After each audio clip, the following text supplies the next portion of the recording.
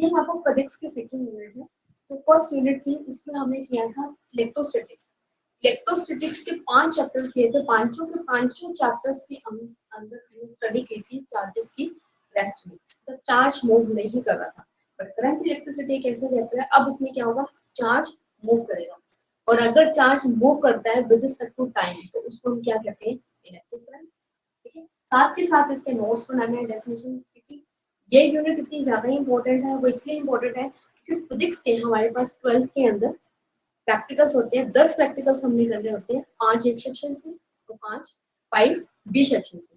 जो A section के practical है 5 पे 5 प्रैक्टिकल, वो सारे के सारे इस करंट इलेक्ट्रिसिटी। अगर हम वहाँ पे सिंपल प्रैक्टिकल नहीं है 11 की तरह हम एक वर्नियर कैलिपर लेके खड़े हो गए या स्क्रू केस से रीडिंग ले ली।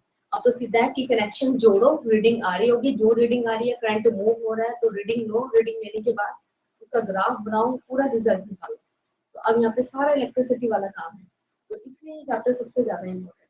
ठीक है, चैप्टर के अंदर सबसे पहले जब इलेक्ट्रिसिटी की बात करते हैं तो यहाँ पे हम चार्जेस की स्टडी किस में करेंगे, मोशन में, क्योंकि चार्ज अगर मूव करेगा तो वो चीज क्या होगी, मोशन में होगी। सिंपल सी इसकी डेफिनेशन है। अगर कोई पूछ लेता है कि इलेक्ट्रिसिटी क्या होती है या करंट इलेक्ट्रिसिटी क्या होती है, तो सिंपल डेफिनेशन में हम लिख सकते हैं the branch of physics, physics की ये ब्रांच है, the branch of physics which deals with which deals with study of charges। Charges अब किस में लेंगे, रेस्ट में लेंगे, मोशंस में लेंगे। तो हमारे पास study of charges in motions. अब चार्ज मूव करेगा is called current electricity. Clear, इसको हम करंट इलेक्ट्रिसिटी कहेंगे। मतलब अब यहाँ पे टोटली ये पता लग गया कि हमारे पास यहाँ पे चार्ज मूव करेगा। चार्जेस जो है हमारे पास किसके अंदर है, मूवमेंट के अंदर है।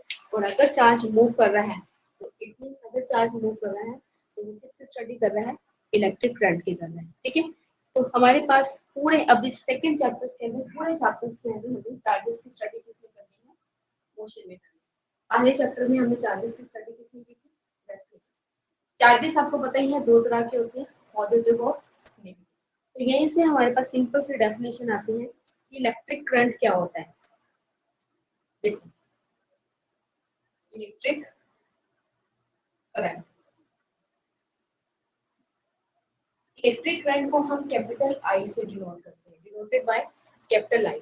अब एक्चुअल में इलेक्ट्रिक करंट हमारे पास क्या होता है, सिंपल है, आई होता है हमारे पास द फ्लो ऑफ चार्जेस, या तो फ्लो ऑफ चार्जेस कह दो, फ्लो ऑफ चार्जेस कह दो या मोशन ऑफ चार्जेस कह दो, एक ही बात है। ठीक है, तो इसकी डेफिनेशन क्या है हमारे पास, it is defined as it is defined as the flow of charges, it is defined as the flow of charges, the flow of charges, साथ के साथ लिखो आप इसको, पेन नहीं है, देखो यहाँ पे पड़ा हुआ है। It is defined as the flow of charges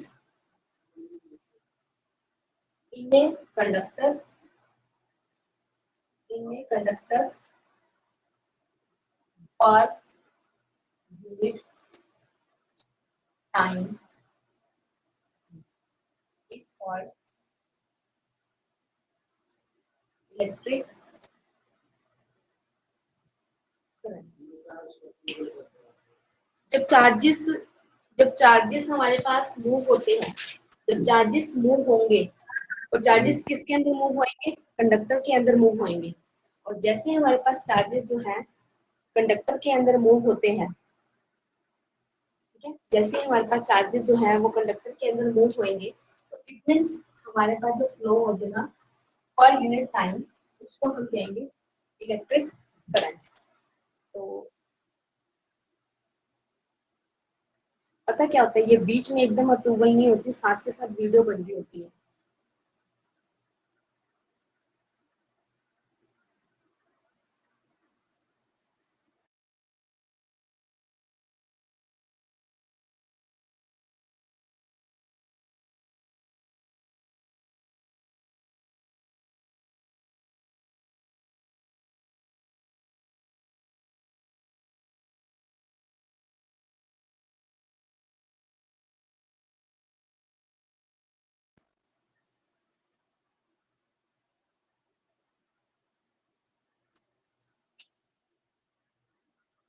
total हमारे पास एक चीज क्लियर होगी, इलेक्ट्रिक करंट के अंदर हमारे पास क्या होंगे, flow of charges. Flow of charges कह दो, मोशन ऑफ चार्जेस कहेंगे। चार्जेस किस में फ्लो कर रहे हैं, कंडक्टर में करेंगे, कंडक्टर में कह दो, या वायर में फ्लो करेंगे पर यूनिट टाइम, जिसको हम कहते हैं इलेक्ट्रिक करंट। क्लियर है? तो आप सिंपल फॉर्मूला इसका क्या बनेगा, that is I is equal to Q by T. Q क्या है हमारे पास, चार्जेस, और टी क्या है हमारे पास, time. It is the ratio of charge upon में टाइम भी कह सकते हो, ठीक है ना, या फ्लो ऑफ चार्जेस भी कह सकते हैं, लेकिन फ्लो ऑफ चार्जेस के साथ कंडक्टर जरूर लिखना है, क्योंकि कंडक्टर के अंदर ही हमारे पास चार्ज क्या होंगे, मूव होंगे। या वायर भी लिख सकते हो, वायर एक कंडक्टर ही है। तो ये हमारे पास हो गया इलेक्ट्रिक करंट। फाइनली हमारे पास फॉर्मूला हो गया, आई हो गया मेरे पास क्यू बाई टी। क्लियर है, समझ में आया?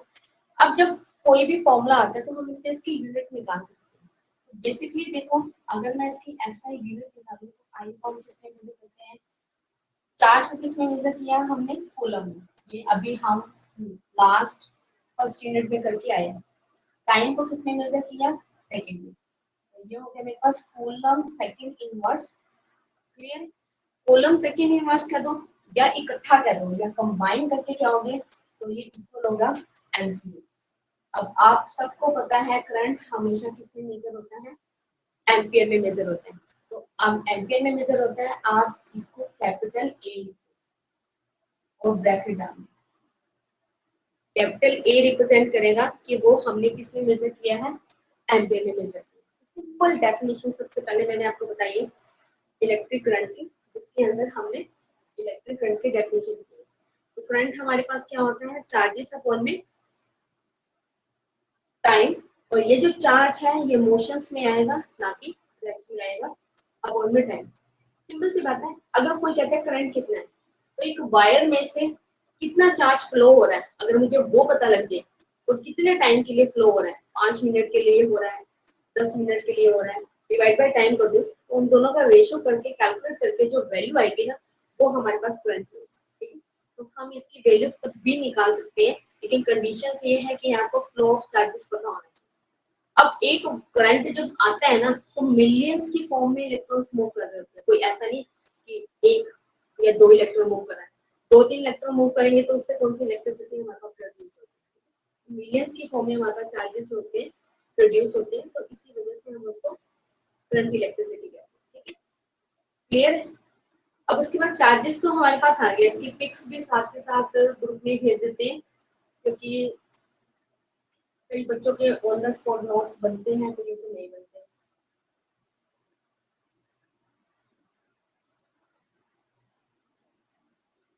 ठीक है, तो नेक्स्ट है, अब सब जगह हमारे पास जो है करंट फ्लो होता है। अब ये करने से पहले हमारे पास इलेक्ट्रिक करंट आ गया। अगर एक स्मॉल लेवल का करंट दिखाना है, ये तो मैंने लार्ज लेवल पे दिखाया, वहां पे पेपर में इसको स्मॉल फॉर्म में भी कन्वर्ट करना आता है, कि करंट को हम ऐसे भी लिख सकते हैं, कोई जरूरी नहीं है।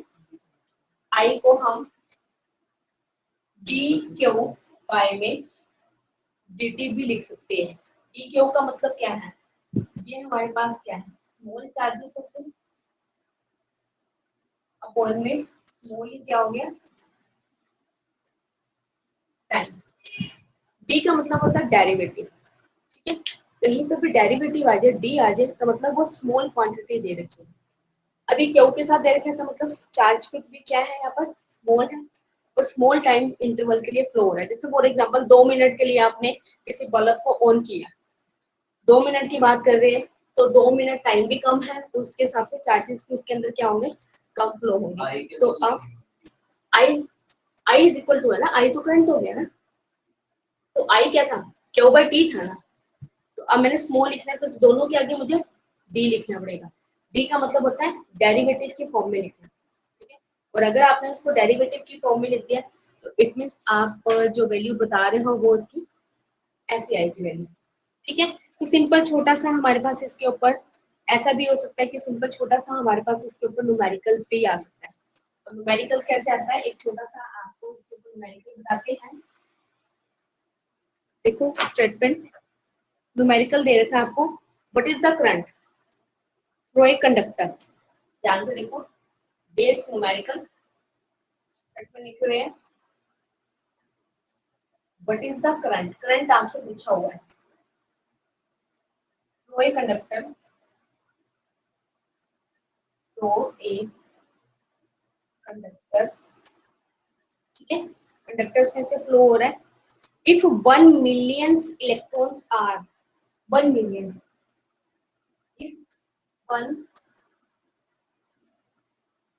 millions electrons, ये आपको एग्जांपल में दे ही दिए इलेक्ट्रॉन्स, ठीक है। इलेक्ट्रॉन्स क्या कर रहे हैं, फ्लो कर रहे हैं, कितने टाइम के लिए फ्लो हमारे पास कर रहे हैं, in 1 millimetre 1 millisecond, flow in 1 milliseconds, 1 milliseconds में 1 मिलियंस जो है इलेक्ट्रॉन्स क्या कर रहे हैं, फ्लो कर रहे हैं, ठीक है। तो आपने बताना है करंट क्या हो, बिल्कुल सिंपल डेफिनेशंस बताइए। जब भी कभी न्यूमेरिकल आ रहा है ना, तो पहले तो ये देखो निकालना क्या है, आई।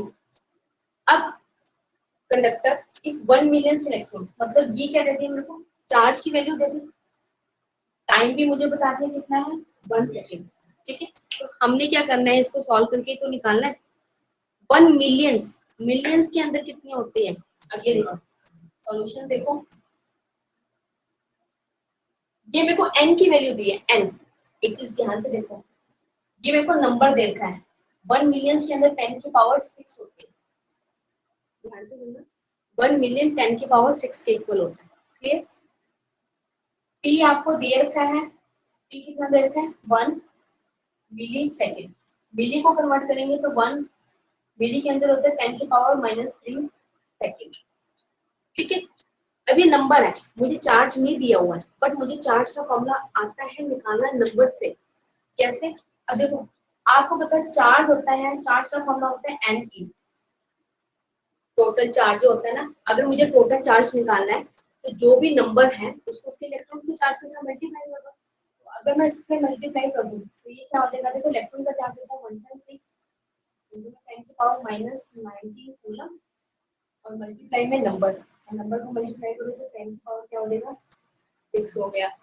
तो आपको पता है ये 10 की पावर -19, ये 10 की power 6, base same power add, तो अगर बेस सेम पावर ऐड होता है तो टोटल मेरे पास यहाँ पे चार्ज की वैल्यू आ गई, चार्ज की वैल्यू बनी 1.6 into 10 की पावर -13 कूलम, ये मेरे पास क्या आ गया, टाइम मेरे को दे रखा है, करंट निकाल दो, निकालना क्या है आई, आई का फॉर्मूला लगाओ और आंसर निकल जाएगा। तो देखो कैसे निकलेगा, आई हो जाएगा, वैल्यू पुट करें 1.6 into 10 की पावर -13, और ये हो जाएगा 10 की पावर -3, ठीक है। ये हमारे पास हो गया 10 की पावर -3। सॉल्व करेंगे तो देखो ये पावर -3 है, ऊपर जाके +3 हो जाएगी, तो सॉल्व करने के बाद मेरे पास क्या आया 1.6 into 10 की पावर 13। अब 13 आई की, बेशक ये 2 नंबर का न्यूमेरिकल है, तो कभी ये मत देखो कि 2 नंबर में आ रहा है या 3 नंबर में आ रहा है, आ रहा है, आपने क्या करना है पूरा गिवन और वैल्यू पुट करके आनी है, ठीक है। पावर प्लस लगा तो दिए, -10, अच्छा हाँ -10, ठीक है, -10 के प्लस का 3 हो गया ना, तो यहाँ पे हमारे पास -13, और आई क्या है हमारे पास करंट है, तो इसकी यूनिट लगाएंगे हम एम्पीयर,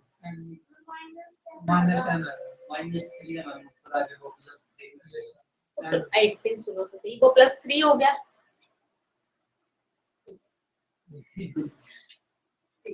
ये तो ना पता क्या हुआ एक्चुअल में ना, ये 2-4 दिन से ना हमारा दिन खराब कर रखा है उन्होंने।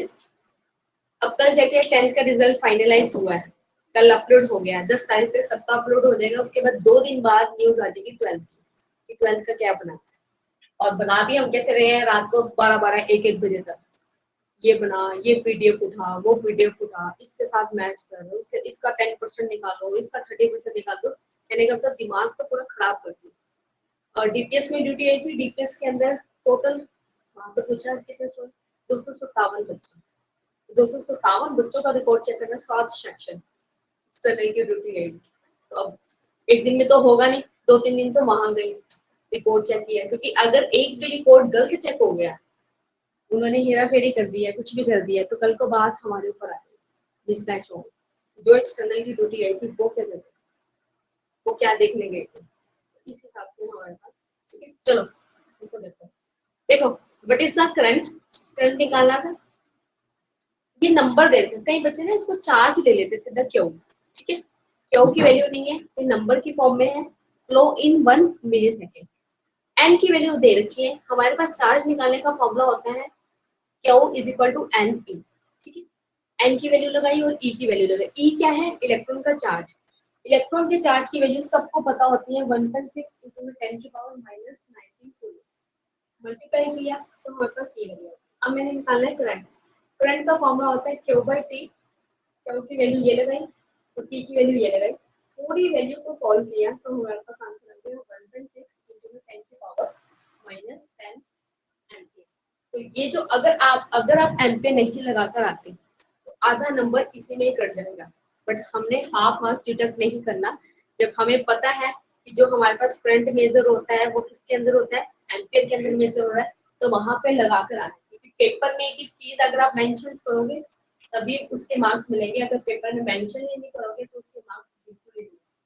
आप इस ढंग से बोर्ड का पेपर करके आओ कि टीचर को कुछ नहीं आता, सब कुछ आपने करवाना है। अगर आप ये सोच के आओगे कि टीचर को तो पता ही है एम्पियर, उसको तो सब कुछ ही पता है, अगर आप ये सोच के आओगे तो वो तो आपके मार्क्स काट लेगा, तो किसी में भी आपके मार्क्स डिडक्ट हो सकते हैं। ठीक है, तो सिंपल सा क्वेश्चन हमारे पास इसके फॉर्म में आता है। ठीक है, अब आगे हम चैप्टर करने से पहले कुछ हमें इलेक्ट्रिकल कंपोनेंट्स करने पड़ेंगे, कुछ सिंबल्स करने पड़ेंगे, कि अगर वो सिंबल्स नहीं आएंगे तो आगे आपके पास इलेक्ट्रिसिटी के जो भी हम सर्किट डायग्राम बनाएंगे, जैसे सर्किट डायग्राम बनाएंगे तो वो चीजें आपको पता ही नहीं लगेगी कि किसको किससे रिप्रेजेंट कर रहे हैं। ठीक है, तो नेक्स्ट हमारे पास है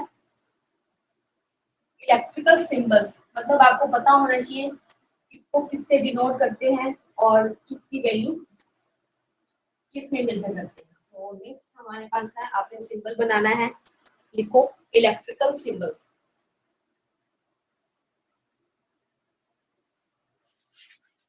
इलेक्ट्रिकल कंपोनेंट भी लिख सकते हो।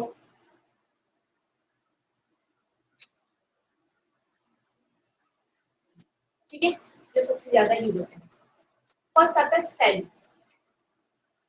ठीक है, अब सेल को कैसे रिप्रेजेंट करते हैं, ये लाइन लगाई, ये बड़ी वाली डंडी और एक छोटी वाली। जो बड़ी वाली लाइन है वो रिप्रेजेंट करती है पॉजिटिव टर्मिनल को, इसके बीच में गैप है, और जो छोटी वाली लाइन है वो रिप्रेजेंट करती है नेगेटिव टर्मिनल। लेकिन बच्चे क्या करते हैं, आपने कैपेसिटर कर रखा है पहले यूनिट का, बच्चे नॉर्मली जल्दी जल्दी में ना ये दोनों लाइनें पैरेलल डाल देते हैं, बराबर डाल देंगे, और अगर आप बराबर डाल दोगे तो वो कैपेसिटर बन जाएगा, ना कि सेल। कैपेसिटर क्या होता है, the arrangement of two parallel plate, तो वो कैपेसिटर माना जाएगा, ना कि सेल। ठीक है, तो इसके आगे मेंशंस भी कर देते हैं पॉजिटिव नेगेटिव। और ये जो मैंने दो लाइंस निकाली है ना, ये दो लाइंस वायर की फॉर्म में शो हो रही है, दो टर्मिनल उसके शो हो रहे हैं। ठीक है, सेकंड आता है मेरे पास बैटरी।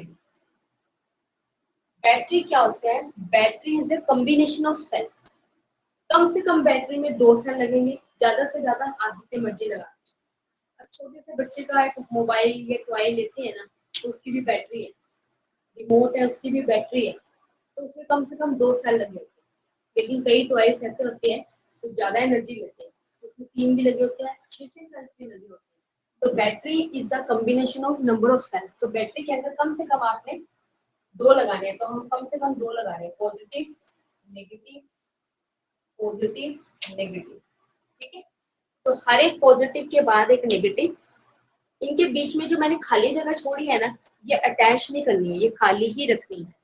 ठीक है, क्योंकि इनके बीच में सेल के अंदर मटेरियल होता है ना, तो पॉजिटिव नेगेटिव के बीच में आप सेल को तोड़ोगे तो ब्लैक कलर का पाउडर सा निकलता है, वो मटेरियल होता है पॉजिटिव नेगेटिव। ठीक है, तो battery is the combination of cell. कम से कम आपने 2 लेने हैं, ज्यादा से ज्यादा आपकी मर्जी है, जैसे मर्जी आप ले सकते हैं। ठीक है, थर्ड आता है हमारे पास एमीटर। ठीक है। एमीटर क्या होता है? Ammeter is a device which is used to measure electric current. Electric current को जो मेजर करेगा उसको हम एमीटर कहते हैं। सर्कल डाल के इसमें ए लिख दो। और एमीटर का भी हमारे पास क्या होता है? पॉजिटिव और नेगेटिव। ठीक है। अब लैब में कैसे पहचान करेंगे कौन सा पॉजिटिव है नेगेटिव? एमीटर क्या होता है? It is a device which is used, देखो ए नजर आ रहा है, ए अभी मैंने किसकी यूनिट बताई है? करंट की। तो ये वो डिवाइस है जो किसको मेजर करेगा? करंट को मेजर करेगा, उसको हम एमीटर कहते हैं। अब हमारे घर में स्टेबलाइजर लगा होता है, उसमें लिखा होता है कितना करंट आ रहा है, कितनी वोल्टेज आ रही है, तो वो एमीटर, ए वाला जो है वो इलेक्ट्रिक करंट रिप्रेजेंट करता है। अब लैब के अंदर जब ये मीटर होते हैं ना, इसमें दो टर्मिनल लगे होते हैं, एक रेड कलर का होगा, एक ब्लैक कलर का होता है। जितने भी रेड कलर के होते हैं ना वो सारे पॉजिटिव होते हैं, और जितने भी ब्लैक कलर्स के हैं वो सारे के सारे नेगेटिव होते हैं। ठीक है। तो वहां पे ये नहीं लिखा होगा कि वहां पे प्लस दिखा रखा है, बच्चे को खुद ही पता होना चाहिए ये रेड है, मतलब जितने ब्लैक है वो सारे नेगेटिव है। अगर जो डिफरेंट कलर का देखा है डिफरेंट, वो रेड ही होता है। रेड को हम कहते हैं लाइव वायर, ब्लैक को हम कहते हैं न्यूट्रल वायर, जो कलर के फॉर्म में होते हैं। तो वो सारे के सारे रेड वाले पॉजिटिव और ब्लैक वाले सारे नेगेटिव। रेड वाले की वजह से करंट आ रहा है, और नेगेटिव, कोई भी अगर मुझे करंट फ्लो करवाना है तो मुझे पॉजिटिव नेगेटिव टर्मिनल दोनों देना पड़ेगा। कोई जरूरी नहीं है कि एक टर्मिनल से वो वैल्यू आ जाएगी। ठीक है। फोर्थ आता है मेरे पास वोल्ट मीटर। देखो नेम से क्लियर हो रहा है, वोल्ट मीटर क्या होता है? जो वोल्टेज को मेजर कर रहा है। तो यहाँ पे सिंबल में क्या होगा? सर्कल डलेगा और यहाँ पे V लिखा होगा। ठीक है। और इसके भी दो टर्मिनल होते हैं, पॉजिटिव और नेगेटिव। ठीक है। तो volt meter is a device which is used to measure the voltage या potential difference between two points। दो पॉइंट्स के बीच में कितनी वोल्टेज ड्रॉप हो रही है, यूज हो रही है, वो ये बना। एक मीटर होता है जिसको हम कहते हैं गैल्वेनोमीटर। ठीक है। अब ये कैसा मीटर है गैल्वेनोमीटर? देखो गैल्वेनोमीटर जी बीच में होता है। ठीक है। अब गैल्वेनोमीटर का ना लगाऊं पॉजिटिव नेगेटिव तो कोई दिक्कत नहीं है, क्योंकि इसके पॉजिटिव नेगेटिव से कोई लेना देना नहीं। एक यही मीटर होता है जिसकी जो जीरो होती है ना वो सेंटर पे होती है, बाकी सबके जो जीरो होती है वो कॉर्नर में होगी। अगर मैं स्केल के हिसाब से बनाऊं, देखो मीटर का मैंने स्केल बनाया, यहाँ पे ए लिखा होगा, इसकी जीरो यहाँ से स्टार्ट कर दी, मान लो ये गैप दे दिए, और ये बना दी मैंने उसकी मीटर। ये एमीटर का स्केल होगा। ठीक है। इसके बीच में गैप लगा दो, पॉइंट पॉइंट फाइव फाइव का हो गया। ठीक है। बच्चों को थ्योरी के साथ प्रैक्टिकल की रीडिंग में लेनी आनी चाहिए। वहां बच्चों को पता ही नहीं रीडिंग लेनी कैसी है, तो ये भी चीज आनी चाहिए। अब मैंने वोल्ट मीटर बनाया, वोल्ट मीटर बनाना है, उसका भी स्केल ये होगा, बस यहाँ पे V लिखा होगा और ये वैल्यू दे दी इसकी। अब इसके स्केल की रीडिंग लिखते हैं, देखो 0 ले लिया, 2 ले लिया, 4 ले लिया, 6 ले लिया, ये 8। तो आपको ये चीजें पता होनी चाहिए। ठीक है, क्लियर है? अब जो गैल्वेनोमीटर होता है ना, उसका जो जीरो होगा ना वो हमारे पास सेंटर में होता है, सेंटर में। जैसे वो ऐसे होगा मीटर, ये जी लिखा, इसकी जो निडल होगी वो बिल्कुल हमारे पास सेंटर पे होती है, जीरो।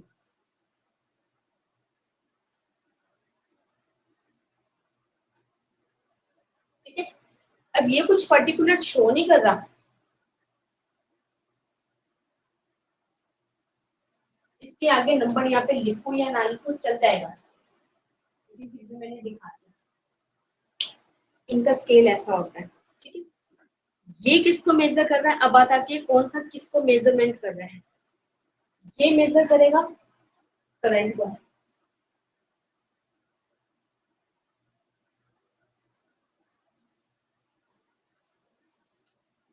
ठीक है। ये मेजर कर रहा है वोल्टेज को। उसके बाद अब ये किस चीज को मेजर कर रहा है? ये मेजर कर रहा है डायरेक्शन ऑफ करंट को।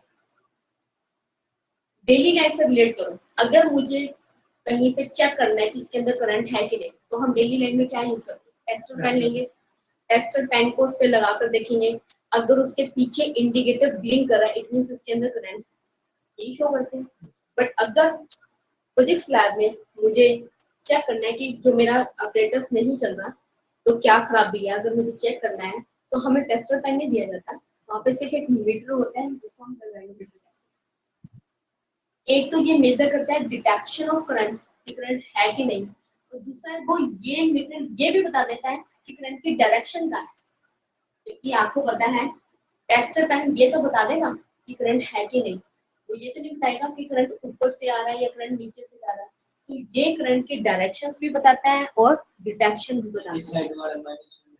नहीं, माइनस नहीं होता इसमें, पता क्या होगा, अगर करंट की directions left to right move कर रही है, अगर करंट फ्लो कर रहा है लेफ्ट टू राइट, तो इसकी निडल ऐसे होगी, ठीक है। अगर करंट की डायरेक्शन राइट टू लेफ्ट है तो इसकी निडल ऐसे होगी, तो इसके अंदर निडल का ही फर्क है। और अगर सर्किट के अंदर करंट है तो इसकी ये जहां ऐसे हिलने लगी ना निडल, मतलब ऐसे निडल डिफ्लेक्ट करने लगी, इट मीन सर्किट के अंदर करंट है।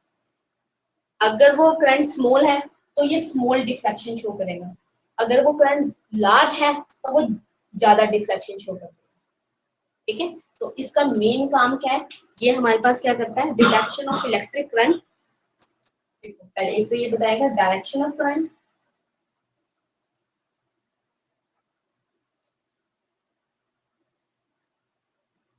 And also detection of current,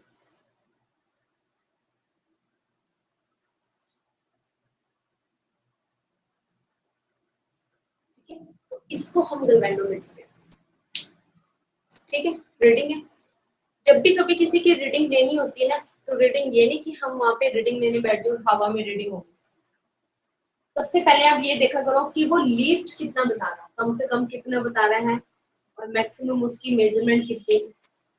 scale जरूर मेजर किया करो, स्केल से ही पता लगेगा आपको।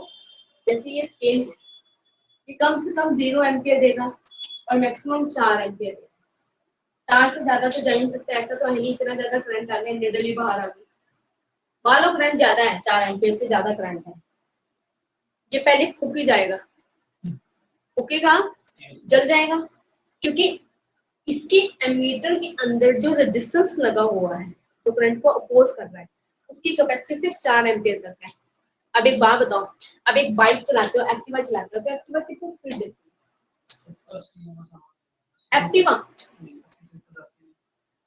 80 तो ज्यादा ही बोल दी, चलो हम 65, अगर ढंग से बताऊं ओवरऑल एवरेज का बताऊं तो 65, 65 से ऊपर तो जाती ही नहीं, बट उन्होंने स्केल पूरा दे रखा है कि इन्होंने स्केल में दिखा रखा है 120 तक भी दिखा रखा है, क्या आपको 120 तक कभी गई है, नहीं गई है, लेकिन इनके अंदर मीटर वही होती है, जितनी इनकी रेंज होगी ना उस हिसाब से वो रीडिंग देगी। अगर ये कह रहे हैं ना वोल्टेज ये 0 मिनिमम 0 वोल्ट मैक्सिमम 8 वोल्ट, तो 8 वोल्ट तक ये रीडिंग ले सकती है। मान लो कोई आपका काम ऐसा है जिसमें 12 वोल्ट आप यूज कर रहे हो, तो फिर हाँ अंडरस्टैंडिंग है, जब 12 वोल्ट यूज कर रहे हैं तो मुझे मीटर भी तो 12 वोल्ट के हिसाब से लगाना पड़ेगा, ठीक है ना। तो इसमें step by step reading measure होती है, तो इसको हम गैल्वेनोमीटर कहते हैं, जिसमें हम करंट के डायरेक्शंस को मेजर करते हैं। सबकी जीरो यहाँ पर होती है, बट इसकी जीरो हमारे पास किसमें होती है, सेंट्रल पॉइंट में होती है। वैसे तो पिक्स वगैरह सब भेज रहे हैं, वीडियो रिकॉर्डिंग हो रही है, सारा कुछ हो रहा है, बनाना है बना लो, आपके लिए बनाया है मैंने ये, ठीक है। गैल्वेनोमीटर के बाद आते हैं हमारे पास की। की का मतलब क्या होता है, स्विच, ठीक है। अब स्विच के दो ऑप्शन होते हैं, या तो वो ऑन होगा या फिर वो ऑफ होगा, ठीक है। तो की भी हमारे पास दो तरह की हम यहाँ पे बनाते हैं, यहाँ पे मैंने लिख दिया ओपन और यहाँ पे मैंने लिख दिया क्लोज, तो ओपन की और ये क्लोज की, ठीक है। ओपन की, ओपन की का मतलब है, अब ओपन की को ड्रॉ करना है तो हम ऐसे ड्रॉ करें,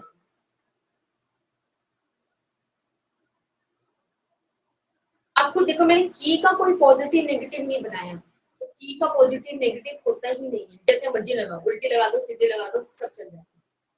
लेकिन जब आप क्लोज की बनाओगे, क्लोज की में क्या करना है, यहाँ पे ये डॉट लगाना है।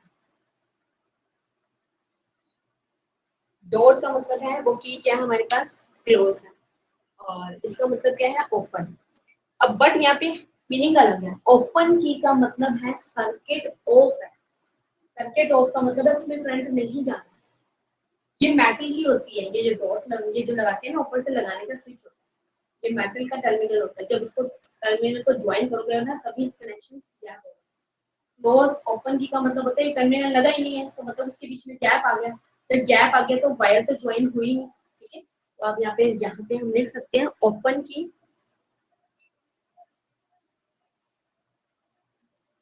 ओपन की का मतलब है सर्किट ऑफ, और क्लोज की मीन्स सर्किट ऑन। ठीक है, सर्किट ऑफ का मतलब no current flow in a given circuit, and circuit on का मतलब है कि सर्किट के अंदर करंट क्या हो रहा है, फ्लो हो रहा है। ठीक है, तो बेसिक सा बताया है। अब इसको साथ ही साथ नोट करो ताकि मैं आगे भी बताऊं। ओपन की क्लोज की हो गया हमारा, इसके भी फिक्स मिलते हैं।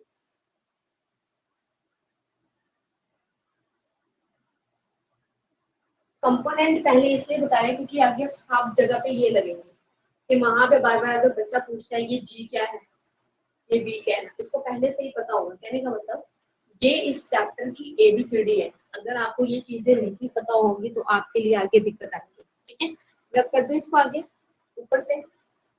अब 6 हो गए ना हमारे पास। उसके बाद आता है की के बाद आपने किए हैं रजिस्टर।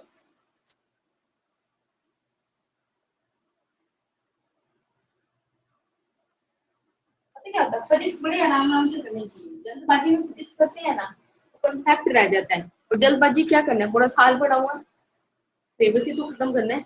स्टार्टिंग से ध्यान से समझ के करोगे फिर आगे दोबारा आपको सिलेबस करने की जरूरत नहीं पड़ेगी। ठीक है, 7th है हमारे पास रजिस्टर। रजिस्टर्स कह दो, कई बच्चे इसको रेजिस्टेंस भी कहते हैं। ठीक है, अब इसको कैसे रिप्रेजेंट करते हैं, इसका सिंबल ऐसे होता है। जैसे मैंने बनाया है ना ऐसे ही बनाना है। अब ये देखो, ये जो जितने मैंने ऐसे डिजाइन बनाया है, ऊपर नीचे का गैप भी इक्वल होना चाहिए और आपस में इनका गैप भी इक्वल होना चाहिए। लेकिन बच्चे कैसे बनाकर आते हैं, बच्चे ऐसे बनाते हैं, ऐसे लगता है जैसे वो ह्यूमन हार्ट बीट बना रहे हैं, चल रही है, पता ही नहीं लग रहा बना क्या रखा है। तो रेजिस्टेंस का प्रॉपर शेप इस ढंग की होती है। आप गैप ज्यादा कर दो, अगर बच्चे कहते हैं कि हम इतने पास पास नहीं बना सकते, गैप ज्यादा कर दो, खुले खुले बना दो, लेकिन उनके बीच में जो स्पेस है ना ऊपर नीचे वो इक्वल होना चाहिए। उनके खुद के बीच में भी इक्वल होना चाहिए और आपस में भी स्पेस क्या होना चाहिए, इक्वल होना चाहिए। तो ये हमारे पास होता है रजिस्टर। रजिस्टर का मेन काम होता है इलेक्ट्रिक सर्किट में करंट को अपोज करना। अगर उसने करंट को नहीं रखा, अपोज किया, तो हमारी वायर जल जाएगी। आप खुद देखो, अगर आप एक अगर आप 5 सेकंड के लिए भी बल्ब को ऑन करते हो, एक इलेक्ट्रिक बल्ब को ऑन करते हो 5 सेकंड के लिए, ऑन करती है तो 5 सेकंड बाद मैंने बंद कर दिया। अब बल्ब के सरफेस पे हाथ लगा कर देखो वो गर्म लगेगा, जबकि बल्ब के साथ कोई वायर अटैच नहीं है। तो इसका मतलब ये पता लग गया कि एक वायर में इतनी ज्यादा हीट होती है जो पूरे 5 सेकंड के लिए बल्ब को गर्म कर देती है। तो सोचो, तो कंटिन्यूसली जो हमारे घर में इलेक्ट्रिसिटी आती है तो कितनी ज्यादा हीट डेवलप होती है। तो ज्यादा हीट डेवलप ना हो, करंट ज्यादा जो है हमारे वायर में ना जाए, तो उस वायर को, उस इलेक्ट्रिक करंट को अपोज करने के लिए यहाँ पे एक प्रॉपर्टी होती है जिसको कहते हैं रजिस्टर। इसका मेन काम होता है इलेक्ट्रिक करंट को रजिस्ट करना, रोकना। अगर रेजिस्टेंस ना हो ना हमारे घर में जो वायर है, तो हर 1 घंटे बाद हमें इलेक्ट्रिक वायर चेंज करनी पड़ेगी। मतलब कहने का मतलब हर घर का एक इलेक्ट्रिशियन होगा जो सारा दिन यही काम करता रहेगा। कभी देखेगा कि बल्ब की वायर फूक गई है, कभी देखेगा फ्रिज नहीं चल रहा, फ्रिज की वायर फूक गई है, कभी एलसीडी नहीं चल रहा, तो इसी काम में लगा रहेगा। ठीक है, तो ये हो गया हमारे पास रजिस्टर, जिसको हम आर से डिनोट करते हैं। एक होता है हमारे पास रियोस्टेट। रियोस्टेट कहते हो या फिर इसका एक और नाम है, इसको हम कहते हैं वेरिएबल रजिस्टर। ठीक है, ये इसकी वैल्यू जो होती है, इस रजिस्टर की वैल्यू फिक्स है। ये फिक्स्ड वैल्यू क्या होता है, लेकिन ये वाला जो रजिस्टर होता है इसकी वैल्यू फिक्स नहीं है, ये चेंज होगी हमारी नीड के अकॉर्डिंग। अगर मुझे ज्यादा वैल्यू चाहिए तो हम ज्यादा कर देंगे, कम वैल्यू चाहिए तो हम कर देंगे। तो इसमें कैसे बनाना है इसको, ये बनाया और इसके बीच में एरो डाल दिया। जैसे हमने कैपेसिटर बनाया था, एक था वेरिएबल कैपेसिटर, तो चार्जिंग भी हो रहा है डिस्चार्जिंग भी हो रहा है, जिसकी वैल्यू फिक्स नहीं है। उसमें भी मैंने एरो डाला था, मैंने कहा था किसी के बीच में अगर एरो आ जाए ना सिंबल के बीच में, इट मींस वो वेरिएबल है, उसकी वैल्यू चेंज हो सकती है, वेरीज करती है। और कई जगह पे इसको ऐसे भी शो कर रखा है, ऐसे भी बना सकते हो आप।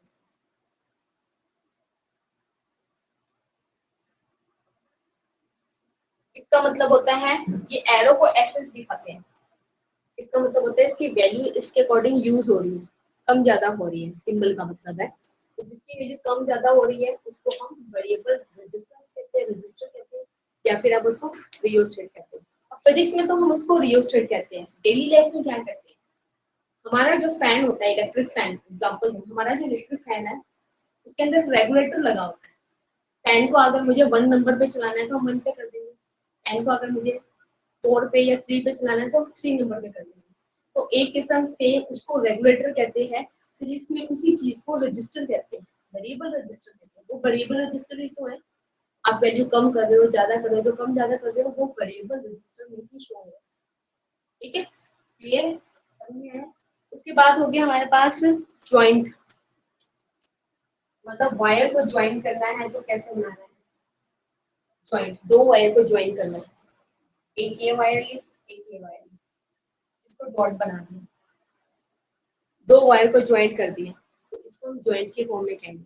ठीक है, अब वैसे इसको डेली लाइफ में हम इसको क्या कहते हैं, सोल्डिंग। और हिंदी में बच्चे कहते हैं कि जैसे टांका लगा हुआ, ये सोल्डिंग होती है। ठीक है, और लास्ट एक और कर लेते हैं, इसको हम कहते हैं जंपर। जंपर का मतलब होता है वायर को ज्वाइन नहीं करना, जंप करके निकालना है। जैसे मान लो ये वायर है, एक ऐसे लगी हुई है, एक ऐसे लगी हुई है, ज्वाइन नहीं कर रहा है, इसके ऊपर से निकाल रहे हैं। जब इसके ऊपर से निकाल रहे हैं तो ये रिप्रेजेंट कर रहा है जंपर। ठीक है, अब यहाँ पे ये क्या है, इसका ज्वाइंट, जो दो वायर को जोड़ रहा है, और ये चीज क्या रिप्रेजेंट कर रही है, जंपर। जंपर का जंपर कहते हैं इसको। सिर्फ दो वायर को अगर ज्वाइंट नहीं करी तो मतलब वो जंप करके निकाल रहे हैं। गैप भी कह सकते, उसके बीच में गैप देते हैं, अगर ज्वाइन कर दिया तो वो पैरेलल में चली जाती है, करंट ऐसे फ्लो करने में। तो कुछ इलेक्ट्रिकल कंपोनेंट्स हैं हमारे जो हमने यहाँ पे दिखाए हैं, रजिस्टर हो गया, रियोस्टेट हो गया, वेरिएबल हमारे पास वैल्यू होगी, वेरिएबल हमारे पास रियोस्टेट हो गया, ज्वाइंट हो गया, जंपर हो गया। तो ये इलेक्ट्रिकल कंपोनेंट ऐसे हैं जो आपके पास आने ही आने हैं, सर्किट में यूज होते ही होते हैं। ठीक है, क्लियर है, तो इसको नोट करो, इसकी पिक्स भी साथ के साथ ग्रुप में भेज ही रहे हैं। और जो स्टूडेंट्स जिन्होंने ग्रुप ज्वाइन कर रखा है उनको साथ के साथ की पिक्स भी मिल रही है। ठीक है, आगे करें, थोड़ा सा हम टॉपिक आगे कर लेते हैं।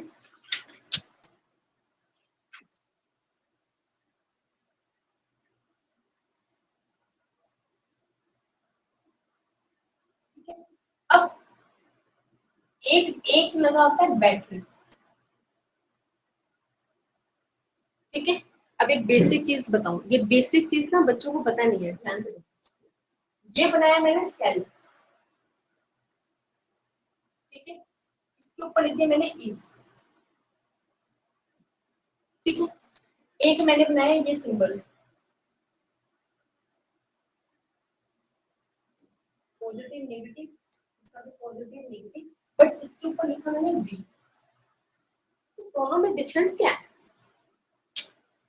डिफरेंस क्या है इन दोनों में, मैंने दो सिंबल बोर्ड पे बना रखे हैं, एक के ऊपर मैंने लिखा है ई और एक के ऊपर लिख दिया मैंने बी। तो बताया बेसिकली इसमें डिफरेंस क्या है। एक डिफरेंस तो बच्चा बिल्कुल क्लियर बताया था कि ये ए है तो ये तो सेल है, और ये नंबर ऑफ सेल जुड़े हुए हैं, मैंने कहा था एक या एक से ज्यादा है तो वो उसको नाम दे देगा बैट। एक सिंबल, एक चीज तो हमें ये बेसिक है तो सिंबल से ही पता नहीं। मेन काम क्या है, सेल से जो हमें एनर्जी मिलती है ना, सेल से जो हमें एनर्जी मिलती है उसको हम कहते हैं ईएमएफ। बैटरी से जो हमें एनर्जी मिलती है ना, चार्ज ही तो मिल रहे हैं, बैटरी से जो एनर्जी मिलती है उसको हम कहते हैं पोटेंशियल, या फिर आप उसको वोल्टेज की फॉर्म में लिखते हो। ठीक है, अब ईएमएफ का नाम क्या है, आप केमिस्ट्री में भी ईएमएफ करते होंगे सेल। ईएमएफ का मतलब होता है इलेक्ट्रो मोटिव फोर्स, ये होता है हमारे पास ईएमएफ। पोटेंशियल क्या होता है, पोटेंशियल होता है किसी दो पॉइंट के बीच की वोल्टेज को निकालना। ठीक है, अब देखो मैंने घर में मेरे पास जैसे वॉल क्लॉक है, घड़ी पे मैंने सेल डालना है, रिमोट में मैंने सेल डालना है, तो उनको कम एनर्जी चाहिए, कम एनर्जी चाहिए तो अंडरस्टैंडिंग एक घड़ी में अगर आप सेल डाल दो ना वो पूरा एक साल चलता रहता है, एक साल चलता है पूरा एग्जैक्ट घड़ी में अगर हम सेल डालते हैं। बहुत कम एनर्जी चाहिए तो वहां पे हम यूज करते हैं सेल। लेकिन जहाँ पे पोटेंशियल चाहिए, तो जैसे रिमोट है, रिमोट की कोई लिमिट नहीं है, कभी बटन दबा रहे हैं कभी नहीं दबा रहे हैं, चेंज कर ये कर वॉल्यूम बढ़ा, तो वहां पे एक साल से काम नहीं चलता, वो कम से कम दो चाहिए, वो बैटरी का काम करता है, तो वहाँ पे ये चाहिए। और वो होता है कि सिर्फ पोटेंशियल मिल रहा है जो दो पॉइंट का है, और ये दो पॉइंट दो इलेक्ट्रोड के बीच के दो पॉइंट पे एनर्जी है जिसको हम कहते हैं सेल। ठीक है, तो ये दोनों में डिफरेंस भी पता होना चाहिए। अब जैसे इसी पे एक डेफिनेशन लिखते हैं कि ईएमएफ ऑफ सेल क्या होता है, जैसे मैंने लिखा पेपर में आ जाता है ईएमएफ ऑफ सेल क्या होता है। ईएमएफ ऑफ सेल आप देख सकते हो, is defined as the maximum potential between two electrodes, दो इलेक्ट्रोड्स के बीच का पोटेंशियल, एनर्जी, एनर्जी लिख लो पोटेंशियल लिख लो एक ही बात। ठीक है,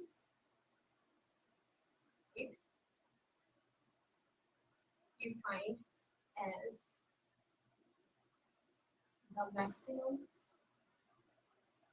एनर्जी कह लो या फिर potential between two electrodes. Electrodes बताएगा कोई क्या होता है electrodes?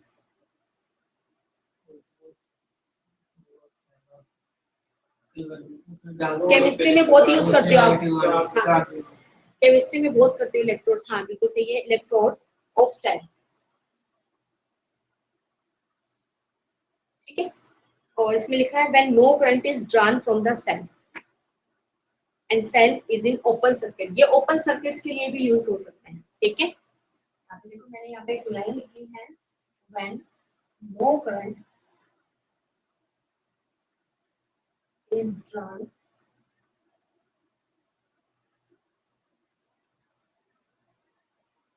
From the cell.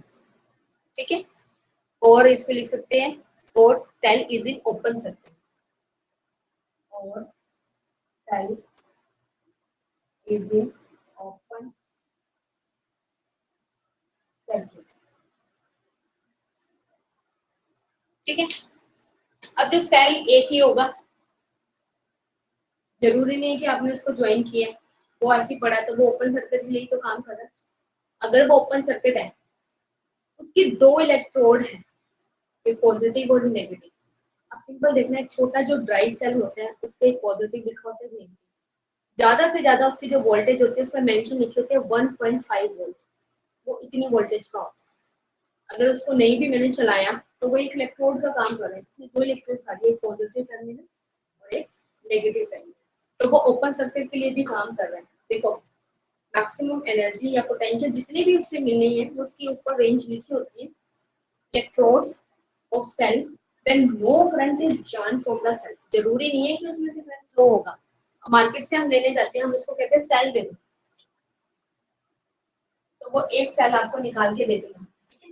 But आप मार्केट से अगर क्या हो ना कि मुझे बैटरी दे दो, रिमोट के अंदर मुझे काम करना है, अगर मुझे 2 सेल को चलाना है ना, वो तभी काम होंगे जब मुझे रिमोट के अंदर डलेगा तभी काम होगा। और जब रिमोट के अंदर डला, जहां वो डला वहां पे सर्किट ओपन नहीं होता, वहां पे सर्किट क्लोज हो गया। और जहां सर्किट क्लोज हो गया वहां पे करंट ड्रान हो गया, करंट फ्लो हो गया। मतलब सेल के अंदर ये कंडीशन नहीं है कि सर्किट ओपन हो या क्लोज हो, ये ओपन के लिए भी काम करता है, बट बैटरी सिर्फ ओनली क्लोज के लिए काम करेगी, ठीक है। ऐसे समझ में। तो ये हमारे पास ओपन सर्किट के लिए भी वैलिड है,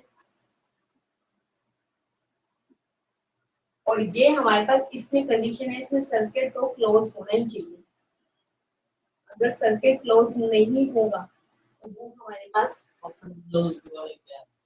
अभी की नहीं बताई थी, की ओपन है, ये कैसे ये ऐसे पड़ा, ये ओपन ही तो है। मैंने इसके साथ कुछ नहीं ज्वाइन करा, मैंने इसके साथ टर्मिनल के साथ कोई बल्ब नहीं ज्वाइन करा। बट अगर मुझे ये चलाना है ना, मुझे 2 सेल को चलाना है, तो 2 सेल के लिए या तो मैं इसको सीरीज में जोड़ू या फिर मैं उसको पैरेलल में जोड़ू। जोड़ने के बाद दोनों की एनर्जी को मुझे कहीं ना कहीं तो कनेक्ट करना पड़ेगा, तभी तो वो चलेगा। और जहां मुझे वायर से कनेक्ट कर दिया तो एक किस्म से सर्किट वो क्लोज हो गया। सेल तो कहने का मतलब वो ओपन में भी वैल्यू बता रहा है, हमने उसको कनेक्ट नहीं किया तो वो एक का ही काम कर रहा है ना, सिंगल।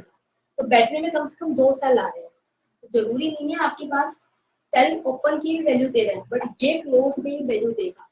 इसमें कम से कम हमें और भी डिवाइस लगाने पड़ेंगे, तभी बैटरी से जो वैल्यू मिलती है उसको वी कहते हैं, और वी होता है हमारे पास पोटेंशियल। एक लगा, सिंपल बताऊं, एक लगा तो सेल, 2 लगे तो बैटरी। बैटरी तभी काम करेगी जब इसके साथ और भी डिवाइस लगे होंगे, तो सेल की कोई जरूरी नहीं है। तो सेल ओपन में भी काम कर सकते हैं, बट बैटरी के लिए कंडीशन हमारे पास है कि वो सर्किट हमारे पास क्या होना चाहिए, क्लोज होना चाहिए। हाँ, ये क्लोज में भी काम कर सकता है, लेकिन फिर वहां पे उसको बैटरी के फॉर्म में बनाना है। एक के लिए तो काम इतना नहीं करेगा जितना 2 के लिए करेगा। अगर सेल मेरे हाथ में है तो उसकी वैल्यू है 1.5, ठीक है। उसी सेल को मैं घड़ी में लगा दूं, एक सेल से घड़ी चल रही है, अगर उसी सेल को हम घड़ी में लगा देंगे तो वो घड़ी के साथ कनेक्शन उसका क्या हो गया, क्लोज हो गया। तो वो घड़ी की नीडल जो है क्या हो जाएगी, रोटेट होने लगेगी, वर्क करने लगेगी, तो वो क्लोज हो गई।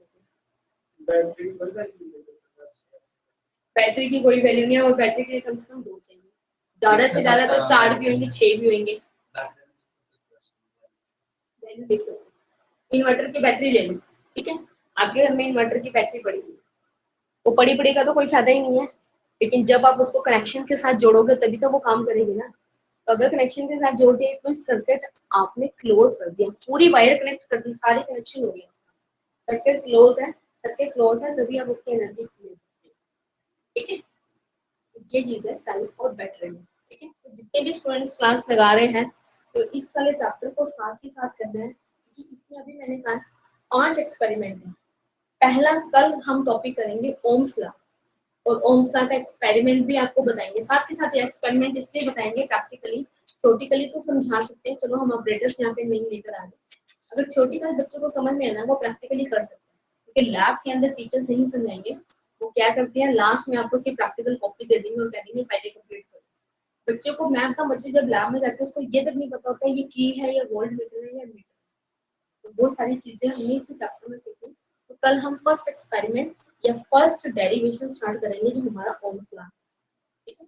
तो उसके लिए तो आज का साइड बाय साइड करना है, आज का ये टॉपिक आना चाहिए, सिंबल पता होना चाहिए, क्योंकि कल जब सर्किट बनेगा ना तो वहां पे आपको ये ना हो कि पूछे बच्चे कि ए क्या है, बी क्या है, रेजिस्टेंस कैसा है, ऐसे क्यों लगाया, वैसे क्यों लगाया, ये चीजें आपको पता होनी चाहिए, ठीक है।